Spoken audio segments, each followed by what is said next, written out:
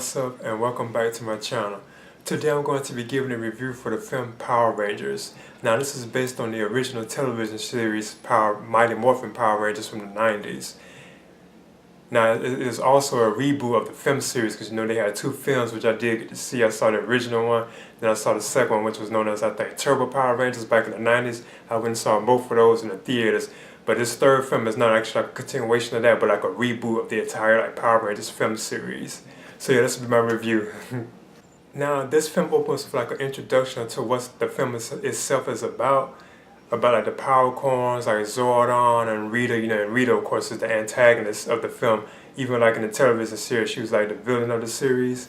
It details the events of what happened between like Zordon and like Rita, because Zordon himself was like I think like a ranger, and then him and Rita herself was a Green Ranger at one point, but then she betrayed like the Power Rangers, and then she turned into like a villain. So that's what the introduction of the film is about. It's like the conflict that happened between like Rita and the Power Rangers and Zordon. So apparently all like the original like Power Rangers, they were killed, and this is back during like I think the Cenozoic era, like with like I don't know if it was like dinosaurs and stuff, but it was like way back, like 65 million years ago to be exact, when this happened.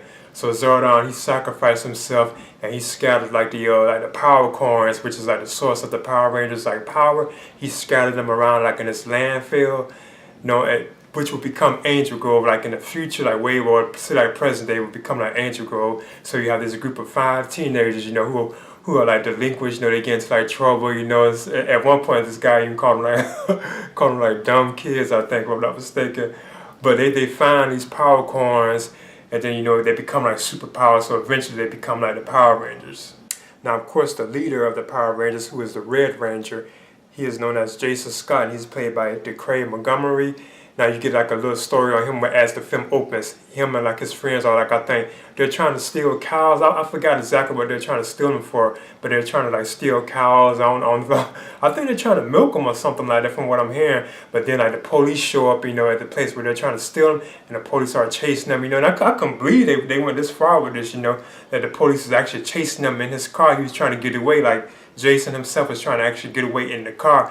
Then he gets like an accident in the truck, like the car that he was in, it just flips all over and over, Then it jumps like 3 weeks later when he's in high school, and his father's taking him to high school, and his father's like angry and mad at him, saying you're not going to amount to nothing, it's stuff like that, And plus at the same time he's also like on house arrest at this point too, so he's wearing like the house thing, like the house, like I forget what they call it, like the bracelet they have to wear. It's like the probation people can keep up with him, so he's actually wearing that at one point throughout the film. And then this is when he meets Billy Cranston, who becomes the Blue Ranger, and Billy is played by R.J. Siler.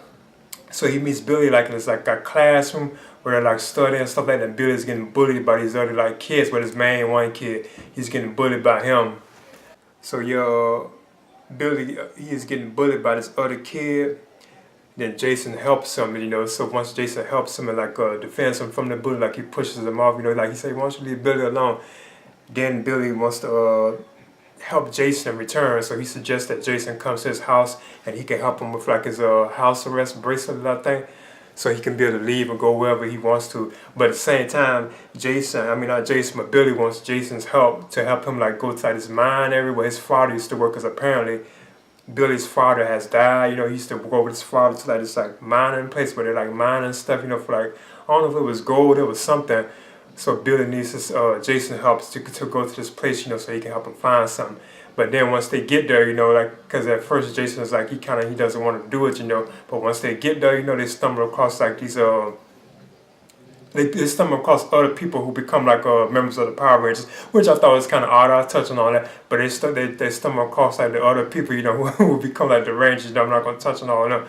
Then that's when they find the power corns, like in the, I think under the water, if I'm not mistaken. That's when they eventually first find like the power corns. Now this is when the two stumble across the the person who become the Yellow Ranger, 20 Kwan, who is played by Becky G. They also stumble across Zach Taylor, who becomes the Black Ranger, who's played by Lou D. Lin.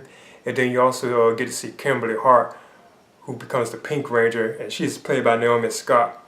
Now she becomes like the love interest of Jason in the film, and she also has like a little backstory in the film about her punching some guy in his mouth and knocking his teeth out, and like the whole like school had heard about it, and it's like a little controversy going on with that. But anyway, the five teenagers, they found like the power corns.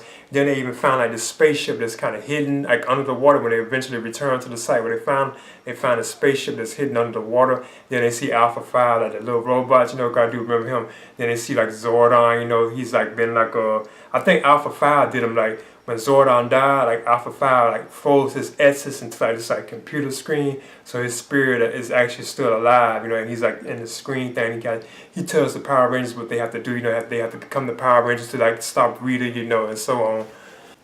Now at the same time, Jason's father, he is like a fisherman. I think it was his father. He's like a fisherman, and they're like fishing and everything. And then they dig up Rita's body, which is like in the water, and it's been there ever since like the wave, like 65 million years ago. That's how long her body has been under the water and like froze and stuff. So then she becomes like resurrected. Then she goes on like a rampage where she's like achieving like after like gold and so on, bringing herself back to her full form, because she looks all like decayed and stuff and everything. Because at one point she has to rebuild her staff too as well, like the staff that she carries there.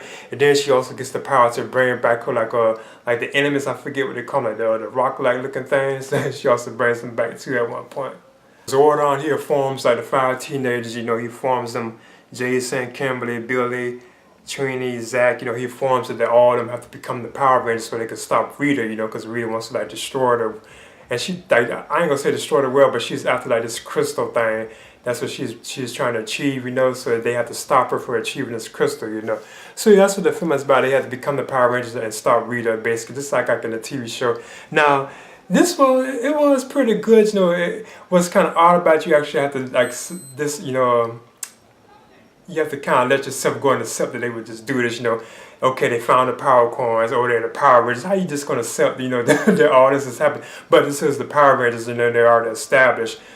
Excuse me, so you can't actually accept that's what was going on with the film, because at times a lot of things you can't believe that they would do this, How can you accept that there's a spaceship? How can you accept that this woman who has been resurrected from 65 million years ago? How can you accept that, you're going to become like these powerful, like, superheroes, it's kind of like things that kind of left open. It's like a bunch of holes, but it was still okay, and plus it's like a Power Rangers film, so that's no reason why it's okay. That's already established. But like I said, another thing, you don't really get to see them take on their actual Power Rangers like suits, like armor, until like almost sport. It's like almost like the end of the film, That's when they actually take it on. Even like and any kind of like even like major action sequences, you don't really get to see that until kind of towards the end of the film, Everything you get to see them like training, throughout the whole film they're just training to become Power Rangers. Because at one point Zordon himself, oh yeah, and by the way, he's voiced by Bryan Cranston. Like Bryan Cranston provides the voice of Zordon. He actually gets upset with the Rangers, the five teenagers, because they can't actually like put their mind together to form themselves into the Power Rangers, like the armor, basically. So he actually gets upset at them at one point. And I thought that was kind of interesting and cool, But yeah, other than that, I thought this was like an entertaining film, If anything, they don't, when they're in their armor, they don't get that much screen time. It's like you don't really get to see that towards the end of the film. But I thought the performances in the film, they were okay, they felt decent. But I think that the standout role in the film was R.J. Sider as Billy Cranston, the Blue Ranger, I thought his role was kind of okay, and that's right. He was autistic too. You can kind of see it too. It was like something kind of like off about him, But I thought his performance, like his role in the film, like his character basically was kind of like the standout of the bunch. And I thought Rita was okay herself too, like the one that plays Rita. I forget, Elizabeth Banks. I thought she was kind of decent. She's like overly evil, but she kind of like played, I think, that role pretty cool. I accepted her in that role. Now in Power Rangers, I think I'd be giving this like a B-. I would recommend for like fans like the Power Rangers series. I used to watch the TV show even before they had 2 theatrical films. I was a fan of the television show too. Back in the early 90s, I remember watching it after get up and go to school, or I'd come home from school and I watch it, So I do remember watching it, a lot. Plus I did see the 2 movies. So I would recommend it for like fans of the series, So I'm giving Power Rangers a B-. And oh yeah, another thing, this is also directed by Dean Israelite. I think that's how it says their name. I'm sorry if it's not. But yeah, then I'm giving this a B-. And I would recommend it for like fans, like I said, of the Power Rangers, or Mighty Morphin Power Rangers, so be it, But yeah, another thing, please subscribe to my channel. Alright.